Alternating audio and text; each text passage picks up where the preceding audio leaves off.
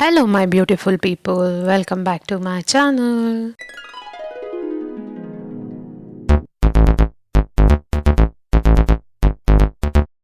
This is Asher. In this episode, we are talking about all the traveling I did last week. There's a tale behind this trip. Why we had planned this trip, particularly. Surprise! Yes, we traveled to Sringeri and Manglore. This is a special episode because I have not done the content in a while. Sorry, guys, for that. So, here's the detailed video of how and for what and why we are visiting this Sringeri and Mangaluru. Let's begin. So, first, for any trip, you need to book the accommodation first. If the place is all time crowded, hotels near temple was quite really high price, so someone suggested to book a rooms or cottages which is provided by the temple itself. So when we were surfing, we came across this beautiful cottage.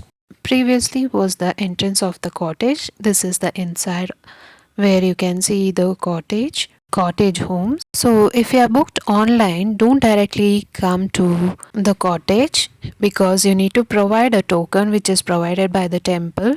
First you need to visit the temple before visiting the cottage. So that's the mistake we did initially. Since it was very dark, we thought of staying at the cottage and tomorrow morning we can visit the temple. But then the keeper said you need to get the token from the temple. So we had to rush back to temple and waited for a long and got the token and got back here. So this is quite a really a good stay here. You can see we have booked both the rooms. Thought it would be very private, but we didn't know it was divided. So each room is attached with bathroom and also with a balcony.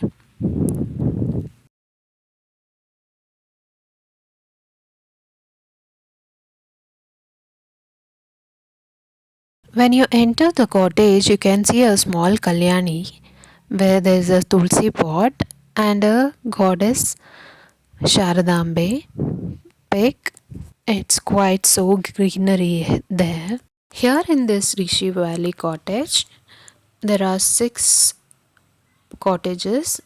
3 is for Samsung employee people and 3 is for temple.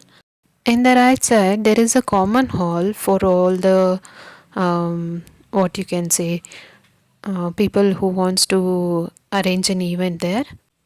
Each room is equipped with wardrobes to keep the stuffs and hygiene safety, and also there's a air conditioner with a controller. It's a quite handy, though it's a cool place. This is the Kalani I mentioned before. This is the lobby where we enter and see the campus, entire campus, what all the temples are there and what are the monolithical structures are there. Temple, registration counter, prasad counter, and the rituals specifically like Aksharabhyasa, Homa, and the elephants can be seen here in this campus. And also there's a bridge behind that, Vidya Shankar temple behind. Oh, I forgot to mention, in this temple we need to be in traditional outfit. That means ladies should be in pretty decent dress, no jeans pant allowed. And for the boys as well, need to wear panche and shalya if you are visiting Garbhagudi.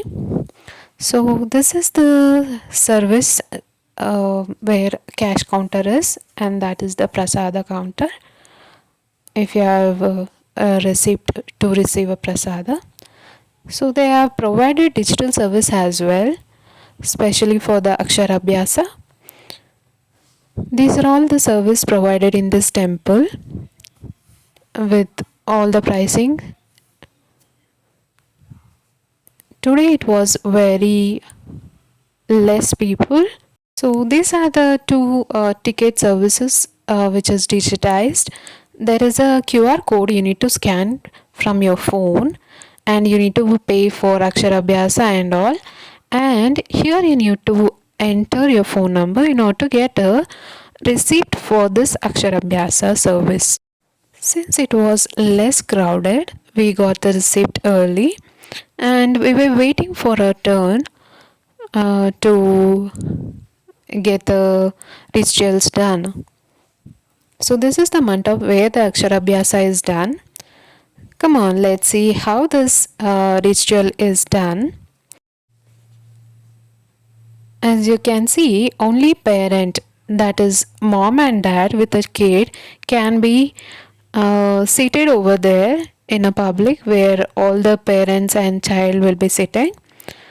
And there is a purohit who is giving instruction to what to do next and all. So this was a quite good experience, since my kid is um, turning 2.5 and we need to start her school, that is the toddler phase. And this is the pillar in front of the temple, and this is Homakunda, where these structures are so realistic that they are sitting right there, but they are not there. Sorry. This October, my kid turned 2.5 years. We did Annaprashanna for her in Varanadu, so thought of doing Aksharabhyasa in Sharada, that is Sringeri. So this is Sabha Bhavana, it's very huge, and this is the entrance of the temple. Look at the Gopura, so majestic, so beautiful. After Darshana, beside the temple, there is another temple. Immediately after exiting the temple, you can see this. It's quite beautiful. You can see the gurus, and there is another temple beside to that, that is Ganapati. From the Ganapati temple, you can see the Gopura so beautifully, and the sky is so clear. It's such a lovely view here. Jai Sharadambe. So much to see here, so much to get enlightened, so much to see darshan of so many goddess. It's a quiet ambience here. You can feel the positivity present in this place, and atmosphere was so good. Neither it was hot or neither it was cold or it was rainy. It was a good time there. One of the bucket list is completed, and this is my first visit to the Sringeri, believe me, and I was so happy to visit here. Beside this Vidya Shankar temple, there is a bridge way to the ashram where you can meet Gurugalu, and there is a Kalve here, a river which flows. People come here for bathing, and also there's a goddess here to pray offering. So this is the steps towards that river.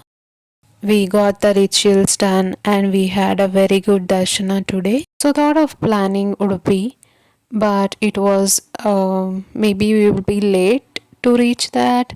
So we cancelled Udupi and visited Amma again and got the darshana and packed everything and left the Rishi Valley Cottage early.